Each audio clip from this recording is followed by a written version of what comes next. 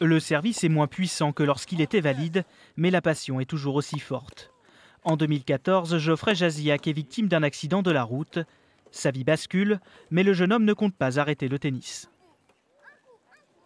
Aujourd'hui, le Picto charentais occupe la 80e place mondiale et ne cesse de progresser. Résultat d'un long processus d'adaptation qui le conduit à disputer cette semaine l'un des 16 tournois les plus prestigieux au monde. Alors, on retrouve des sensations de jeu au niveau de la frappe de balle qui sont presque identiques. Mais après, voilà, le plus compliqué, après, c'est le déplacement avec le fauteuil, ça s'apprend, enfin, c'est plein de choses. Non, les sensations, c'est sensations tennistiques, vraiment purement tennistiques, qui sont bonnes et qui donnent envie de continuer. C'est d'ailleurs ici, au Tennis Club de Pertuis, que Geoffrey a fait ses débuts en fauteuil. Un club très attaché au développement de la pratique du tennis handisport. Tu pousses 2 fois, et puis Antoine il va t'envoyer une balle. Allez. Ah, ouais. Essaye de ne pas tourner. D'ailleurs, pendant le tournoi, le club organise des opérations de sensibilisation au handicap, notamment auprès des jeunes valides comme Iris. J'ai trouvé que c'était sympa, mais c'était un petit peu compliqué avec la raquette.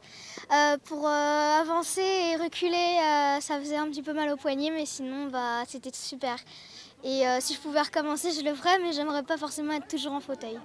Depuis 14 ans, l'Open international de l'île de Ré attire toujours plus de monde, grâce à des têtes d'affiche comme Stéphane Olsson, finaliste en double à Roland-Garros, ou Yui Kamiji, numéro 1 mondial, des ambassadeurs de choix pour continuer de faire évoluer les mentalités. Avec le temps, avec la médiatisation aussi des événements sportifs, comme les Jeux paralympiques ou Roland-Garros qui vient de se terminer, on s'aperçoit que le regard change. Les gens n'ont plus forcément la même approche avec les personnes handicapées. Et on a effectivement de plus en plus de public. L'année dernière, on avait à peu près 300 à 400 personnes qui sont venues voir les finales. Des finales qui se disputeront dimanche et lors desquelles la japonaise Yui Kamiji espère pouvoir conserver son titre chez les dames.